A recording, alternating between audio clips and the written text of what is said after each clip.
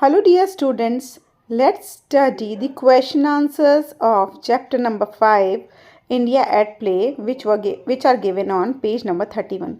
Children, जो इस chapter का एक्सप्लेनेशन है उसका लिंक मैंने डिस्क्रिप्शन बॉक्स में पेस्ट कर रखा है, वहाँ से आप चैप्टर का एक्सप्लेनेशन फिर से एक बार देख सकते हैं। ठीक है, तो स्टार्ट करते हैं question answers. First question is why was kho-kho called Rathera in ancient times? Answer, kho-kho को रथेरा क्यों कहते थे? Kho-kho was called Rathera in ancient times because it was played on raths और चैरियट्स। रथ पे खेला करते थे इसे, इसलिए रथेरा कहने लगे।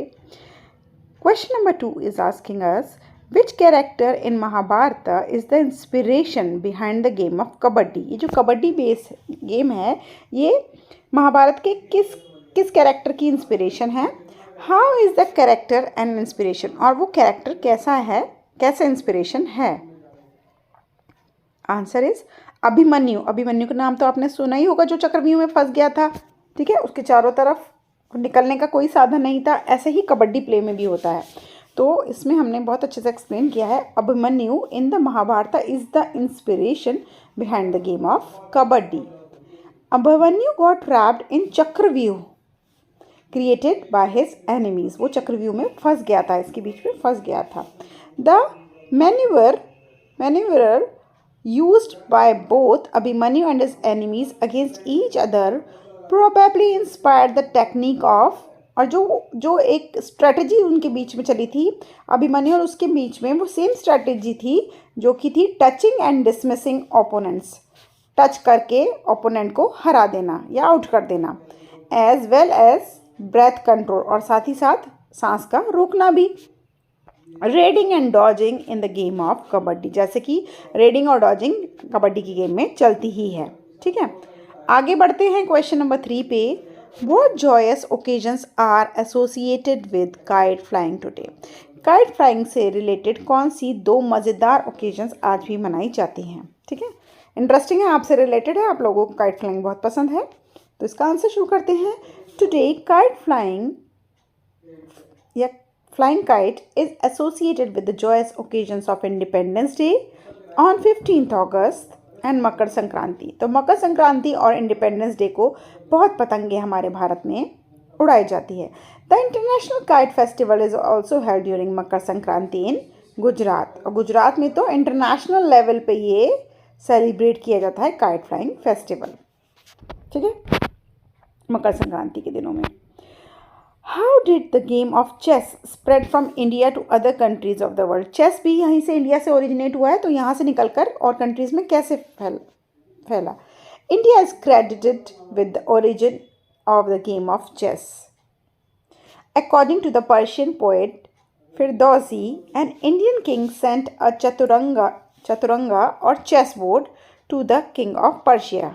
ठीक है, एक पर्शियन पोइट हैं फिरदौसी थे, जिनके अकॉर्डिंग इंडिया के जो किंग थे उन्होंने चेस बोर्ड भेजा था पर्शिया के राजा को, and from there the game spread to the other countries of the world. और इसी तरह ये जो गेम है वो सभी देशों में फैल गया। थिंक एंड आंसर आते हैं, जो कि है हमारी exercise D. The traditional games contain in them the spirit of our history. Explain the statement in about 50 words.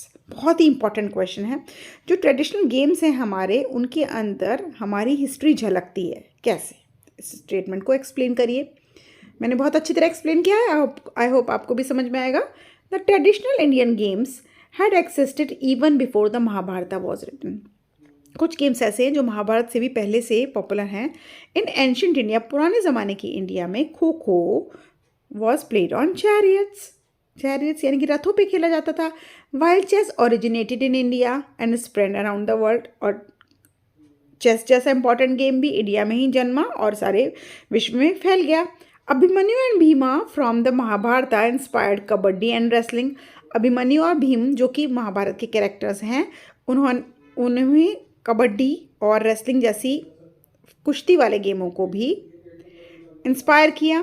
Kite flying was a favourite pastime of the medieval nobility. और पुराने ज़माने में भी, मेडिवल लाइफ में भी kite flying एक बहुत बड़ा फेस्टिवल रह चुका था। रह चुका है।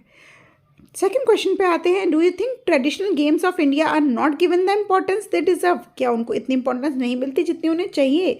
Give reason for your answer, अपने आंसर को एक्सप्लेन करो। तो आइए इसे सुनते हैं। The traditional Indian games had existed even before the Mahabharata was written. Traditional Indian games जो है वो बहुत पहले से चले आ रहे हैं, जब महाभारत भी लिखी नहीं गई थी। But in the modern times this statue is dwindling in the face of more popular sports like cricket and tennis. लेकिन आज के समय पे मॉडर्न इंडिया में उनका जो स्टेटस है वो थोड़ा थोड़ा फीका होने लगा है, क्योंकि अब बहुत पॉपुलर गेम्स जैसे कि क्रिकेट और टेनिस निकल पड़े हैं। जबकि however successful attempts have been made to bring back the former glory of many of these game. जबकि कई ऐसे सक्सेसफुल प्रयास करे जा रहे हैं जिससे कि द्वारा ये जो इनकी ग्लोरी या इनका जो चार्म था वो बना रहे। इसके लिए national and international tournaments are being held to focus on the games like kho kho and kabaddi. National और इंटरनेशनल गेम्स या टूर्नामेंट्स भी रखे जाते हैं इन चीज़ों को लेकर, खो खो और कबड्डी गेम्स को लेकर। और other games like gilli danda, kitkit have also been popular among children, ये भी पॉपुलर रहे हैं। Kite flying, a favourite pastime of the nobility in the medieval times, has transformed into a passion of common man. अब kite flying का तो बहुत ही craze बढ़ चुका है, आपने देखा ही है कितनी बच्चे इंटरेस्ट के साथ काइट फ्लाइंग बढ़ाते हैं। Specially marking many joyous occasions, खास तौर से कुछ स्पेशल ओकेजन्स पे जैसे कि इंडिपेंडेंस डे, मकर संक्रांति, और जहाँ पर मैं रहती हूँ उस सिटी में तो बसंत पंचमी पे भी काइट फ्लाइंग एक बहुत ज़्यादा जोर शोर से मनाया जाता है। बसंत का नाम आते ही पतंगे और मंझा और सर्दी, ये सब का नाम यहाँ पे फैल जाता है। While chess has never lost its appeal among the people since ancient times, और चेस जो है बहुत पहले से चला आ रहा है एंशियंट टाइम से, और उसने अभी तक अपनी जो होल्ड है वो नहीं छोड़ी है, वो अभी भी उतना ही पॉपुलर है। Wrestling too has continued to enjoy its popularity since time immemorial. और चेस भी और रेसलिंग भी, ये सब पुराने ज़माने से ही इतने पॉपुलर गेम रहे हैं और आज भी इंडिया में इसी तरीके से खेले जाते हैं। तो बच्चों, ये था मेरा क्वेश्चन आंसर्स का एक्सप्लेनेशन। वीडियो पसंद आई होगी तो लाइक और सब्सक्राइब ज़रूर करिएगा। मेरे चैनल पर आपको सारे चैप्टर्स का एक्सप्लेनेशन मिल जाएगा। Do watch them and share among your friends. Bye bye.